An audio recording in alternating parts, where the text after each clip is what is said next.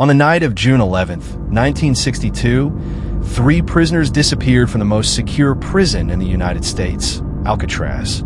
Their names were Frank Morris and brothers John and Clarence Anglin. Hours earlier, they had been locked in their cells like countless nights before. By morning, all that remained in their bunks were carefully crafted dummy heads, complete with paint, plaster, and real human hair. The men themselves were gone. No bodies were ever recovered. No trace of them was ever found on the island. Authorities scoured the icy waters of San Francisco Bay, finding scraps of a raft and pieces of paddles. But the men themselves vanished. Some believed the strong currents and freezing water claimed their lives. Others insisted they slipped into the fog and made it to freedom. More than 60 years later, the question remains unanswered. Did they perish in the bay, or did they pull off the greatest escape in American history? Alcatraz was more than a prison. It was a fortress rising from the waves, a slab of stone locked in the heart of San Francisco Bay. Surrounded by freezing waters, dangerous currents, and relentless winds, it was considered escape-proof. The men who ended up here weren't just common criminals. They were the so-called worst of the worst: bank robbers, killers, gangsters. Many had tried to run from justice before. Alcatraz was meant to be the end of the line. By the early 1960s, the Rock housed around 250 inmates. Each day followed the same routine: cells locked and unlocked at precise hours, meals eaten in silence, recreation carefully watched by armed guards posted in the towers above. Every movement was accounted for, every door bolted, every corridor lit by the harsh glare of fluorescent light. Prisoners often said the cruelest punishment wasn't the rules or the guards. It was the view. Just beyond the bars, the skyline of San Francisco gleamed in the distance. So close you could almost touch it, so far you might never reach it. Alcatraz had seen escape attempts before. Men had tried to overpower guards, to sneak through service corridors, even to swim the bay. None had succeeded. Some were dragged back bleeding and broken. Others vanished beneath the waves, their bodies never recovered. Each failure only reinforced the legend. Escape was impossible. But inside those gray walls, hope was never fully extinguished.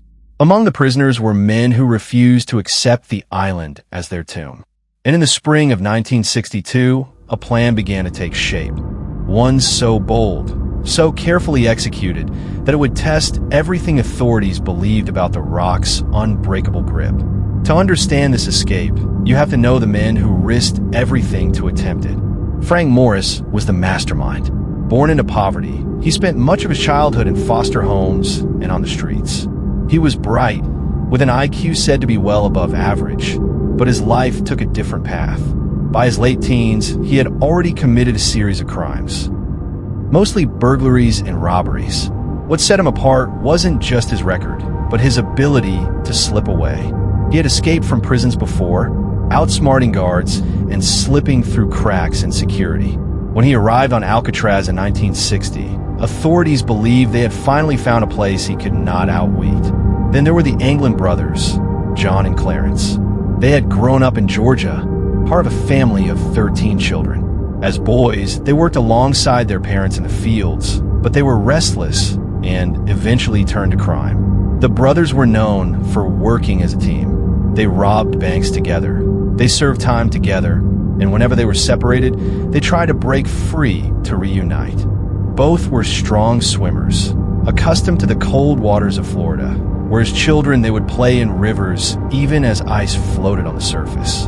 That ability would later prove crucial. By 1962, Morris and the Anglin brothers found themselves sharing neighboring cells inside Alcatraz's B block. Each had a history of defying authority.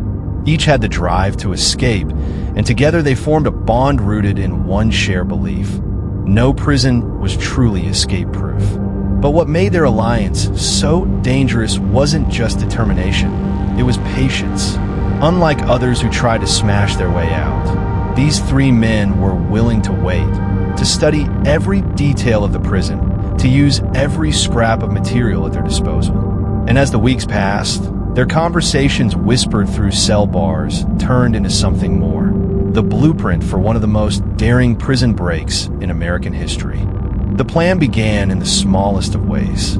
At first, it was nothing more than testing the walls of their cells, tapping against the vents at the back. The concrete was old, worn down by decades of salt air drifting in from a bay. With enough persistence, it might be possible to carve a hole just large enough to slip through.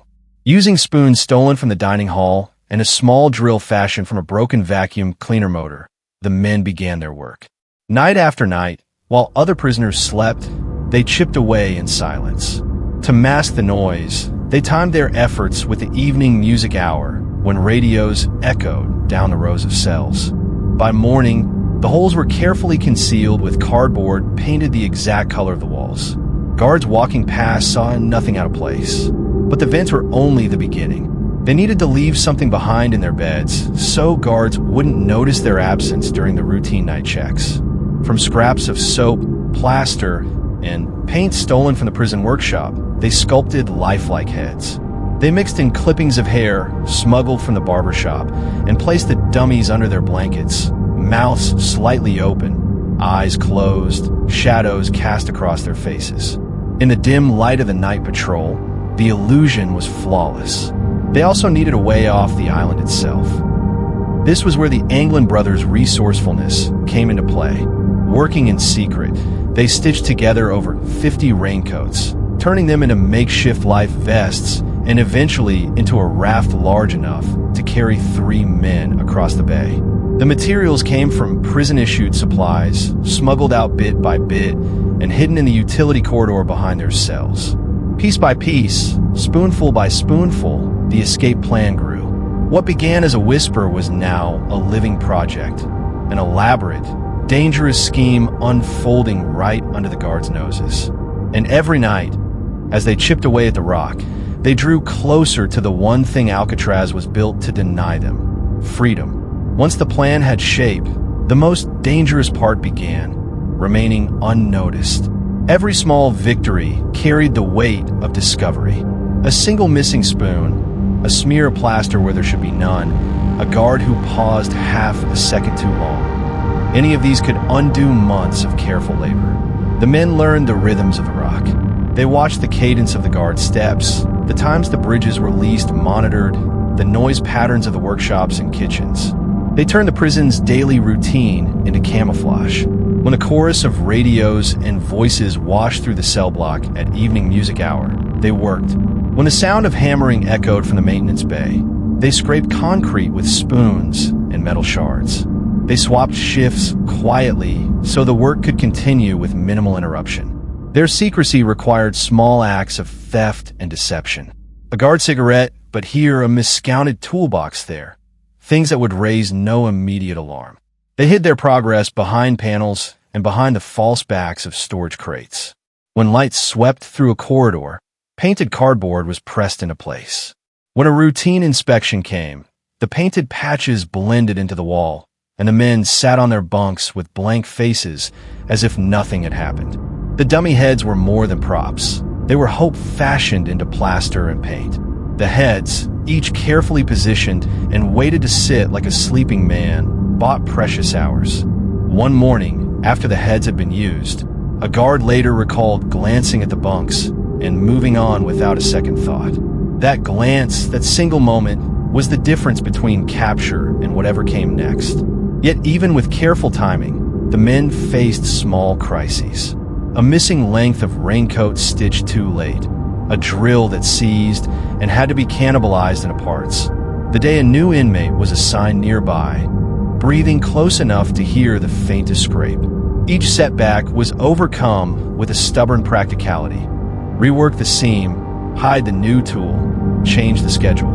Their patience hardened into resolve. Outside the cell walls, the bay itself was always present, a roaring, indifferent force. They measured the tides in their heads, calculated distances to the shoreline, pictured the route in the dark. The Anglin brothers talked often about cold water and long swims they had made as boys. Frank Morris studied maps and the timing of the guards' rounds. The raft, when finished, lay folded and secreted in a crawl space. Raincoats stitched, seams taped, seems tested with small weights. As the days passed, the men grew quieter, less likely to speak loudly in the yard. Their manner hardened into an easy stillness, like men waiting for the signal to move. To other inmates, they were merely patient, perhaps resigned. To a few who suspected, they were ghosts moving among living men. And always, at the edge of every action, was the knowledge that the next night could be the night. The silence they kept was full of small sounds: the rasp of a spoon at concrete, the murmur of two men whispering measurements, the muffled laughter as another improvised tool was tested and found sufficient. Each sound moved them closer to a moment that would change everything. June 11th, 1962. Night settled over Alcatraz as it always did.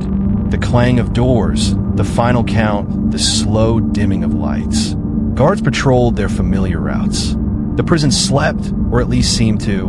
In B Block, 3 men waited. Each had prepared for this night with months of silence, carving, stitching, and planning. Now everything depended on the illusion they left behind.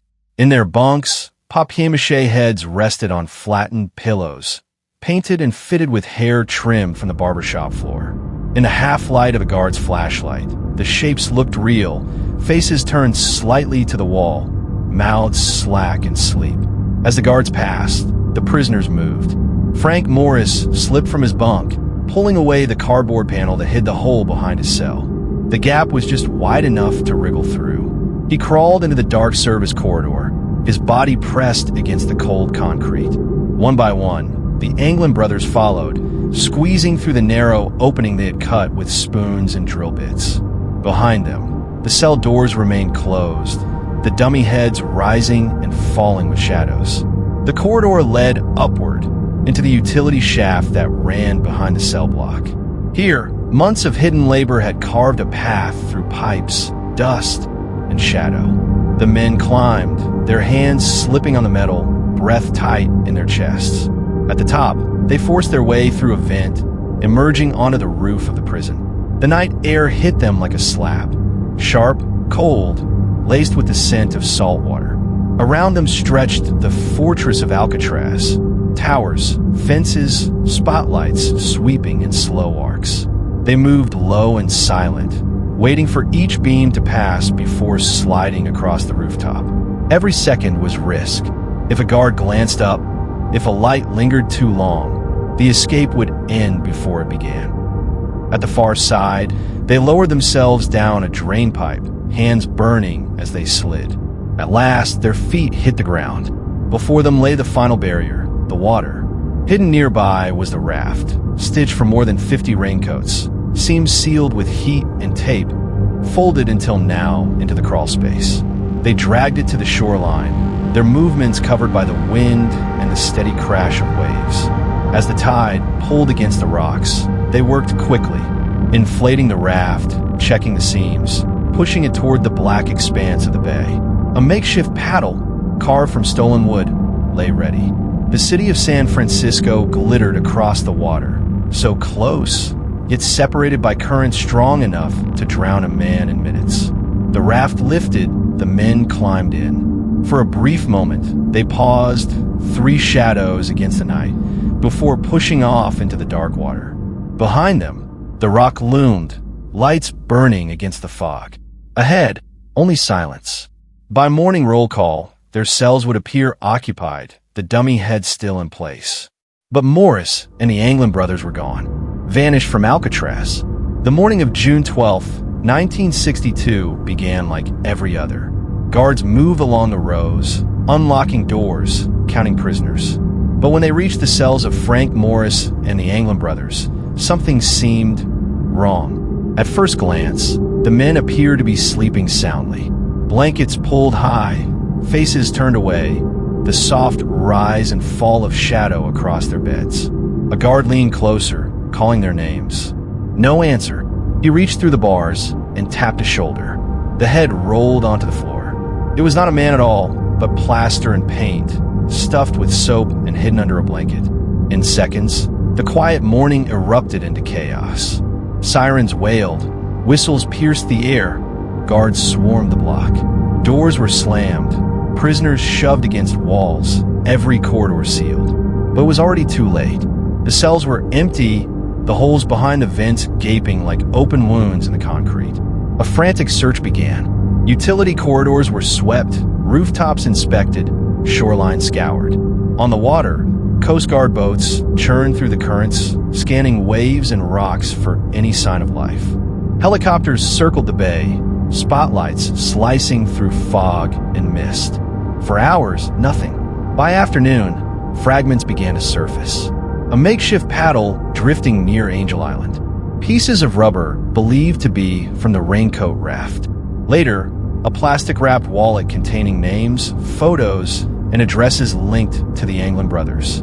Each discovery hinted at struggle, yet none provided the one thing authorities needed most: bodies. Inside the prison, investigators pieced together the story. The heads, sculpted so carefully.